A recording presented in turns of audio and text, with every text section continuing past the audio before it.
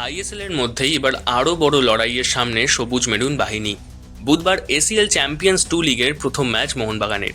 এই ম্যাচ ঘিরে প্রথম থেকেই ভরপুর উন্মাদনা সমর্থকদের মধ্যে। এর উপর নুনো রেইসের নাম ঘোষণার পর কার্যত খুশির হাওয়া বইতে শুরু করেছে সবুজ মেরুন সমর্থকদের মধ্যে। কিন্তু এই গুরুত্বপূর্ণ ম্যাচের আগেও মোহনবাগান শিবিরকে চিন্তায় রাখছে দলের রক্ষণভাগ। কারণ ডুরান্ট ফাইনাল থেকে শুরু করে আইএসএল এর ওপেনিং ম্যাচে মুম্বাই সিটি এফসির বিরুদ্ধে দলের ডিফেন্স সমস্যা যথেষ্ট ভুগিয়েছে মোহনবাগানকে। বিগত ম্যাচে মুম্বাই সিটি এফসির বিরুদ্ধে 2 গোলে এগিয়ে থেকেও 2 গোল খেয়ে যাওয়া নিয়ে সমর্থকদের সমালোচনার মুখে পড়েন মলিনা শিবির। রড্রিগেজ মাঠ ছাড়লেই দলের ডিফেন্স লাইন এলোমেলো হয়ে যাচ্ছে, সেভাবে তাল সামলাতে পারছে না আরেক বিদেশি টম অলড্রেড, জানিয়ে চিন্তায় সবুজ মেরুন শিবির। যদিও মঙ্গলবার সাংবাদিক সম্মেলনে ডিফেন্স নিয়ে চিন্তিত নন বলে বার্তা দিলেন দলের কোচ হোসে মলিনা। এদিন সাংবাদিক সম্মেলনে উপস্থিত ছিলেন মোহনবাগান ও এফসি রবসনের কোচ এবং খেলোয়াড়রা। দুই পক্ষই বুধবারের ম্যাচ নিয়ে যথেষ্ট আশাবাদী। এতদিন জেমি ম্যাকলারেনের চোট নিয়ে মোহনবাগানের শিবিরে যে চিন্তা ছিল, সেই চিন্তার কিছুটা অবসান হওয়ার সাংবাদিক সম্মেলনে ইঙ্গিত দিলেন জোসে মলিনা। তিনি জানান, সম্ভবত সবুজ মেরুন জার্সিতে প্রথম ডেবিউ হতে চলেছে অস্ট্রেলিয়ান এ লিগ জয়ী প্লেয়ার জেমি ম্যাকলারেনের। তবে এই বিষয়ে তিনি এখনই নিশ্চিত নন। About Jamie, he's getting better every day. We will see. We will see tomorrow. He can be with us. Not decided yet. And about the game, right? I wish it's the same. No, trying to do our best, trying to play in our style, trying to score as much goals as possible. এই দিন সাংবাদিক সম্মেলনে তাজিকিস্তানের দল FC রবসানের coach জানান, তাদের দলের 7 জন বিদেশি মাঠে নামার জন্য প্রস্তুত, যাদের মধ্যে রয়েছেন 3 জন আফ্রিকান। ফলে শারীরিক শক্তির বিচারে তারা অনেকখানি এগিয়ে, জানিয়ে কিছুটা ব্যাকফুটে মোহনবাগান।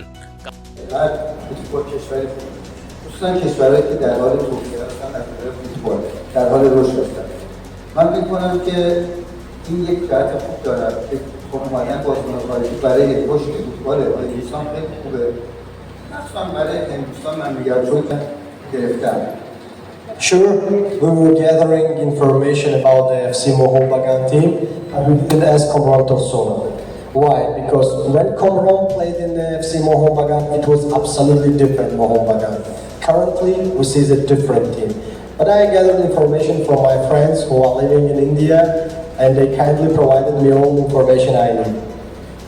কারণ বাগানের এখনো পর্যন্ত ম্যাকলারেনকে নিয়ে উপস্থিত 6 বিদেশি। তারই মধ্যে ম্যাচের আগের দিন যুবভারতীতে মোহনবাগানের অনুশীলনে দেখা গেল না রড্রিগেজকে। জেমি দলের সঙ্গে পুরো দমে অনুশীলন করলেও কতটা ফিট তা নিয়ে সন্দিহান সবুজ মেরুন শিবির। যদিও মলিনাকে প্লেইং 11 সম্পর্কে প্রশ্ন করা হলে তিনি জানান, মোহনবাগানের বেস্ট স্কোয়াডকেই মাঠে দেখা যাবে। তারা জয়ের বিষয়ে আত্মবিশ্বাসী। ফলে এখন দেখার আন্তর্জাতিক স্তরের এই ম্যাচে নিজেদের ঘরের মাঠে সমর্থকদের উপস্থিতিতে কতটা সাফল্য দেখাতে পারে মোহনবাগান।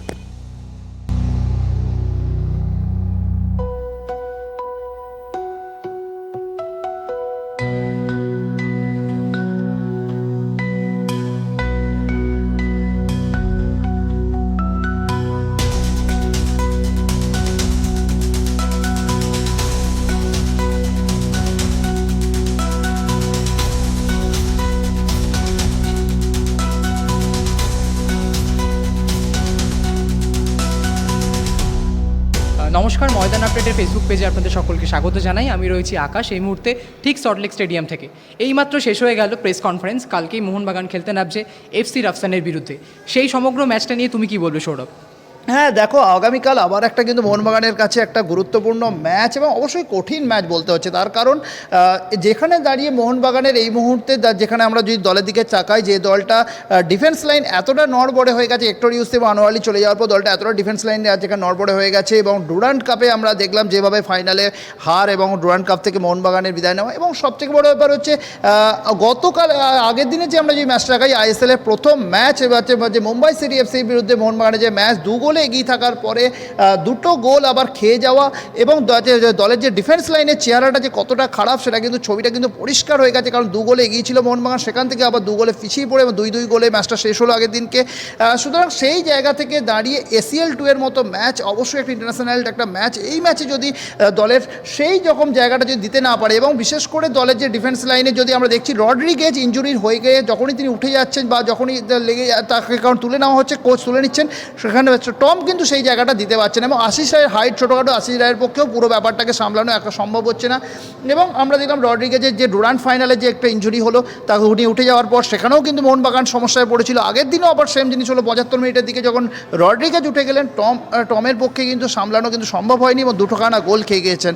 সেই জায়গা থেকে দাঁড়িয়ে আগামীকালও যদি সেই সমস্যার সম্মুখীন হতে হয় তাহলে কিন্তু যে ACL 2 এর মতো ম্যাচে যে আকাশের দলকে সমস্যায় পড়তে হবে তা কিন্তু বলা অপেক্ষা রাখে না। তার কারণ যেখানে আমরা যদি তাকে প্রতিপক্ষ দল নিয়ে আমরা যদি প্রশ্ন করা যেখানে করা হয়েছে সাংবাদিক সম্মেলনে, প্রতিপক্ষ দলে যেখানে 7 জন ফরেনার নিয়ে খেলতে চলেছে এবং 3 জন তাদের আফ্রিকান যে ফুটবলার রয়েছে যারা কিন্তু শারীরিকভাবে ফিজিক্যালি অনেক বেশি স্ট্রং, তাদের বিরুদ্ধে যেখানে খেলতে গেলে মোহনবাগানকে কিন্তু যে একটা সমস্যায় পড়তে হবে তা কিন্তু বলা যেতে পারে।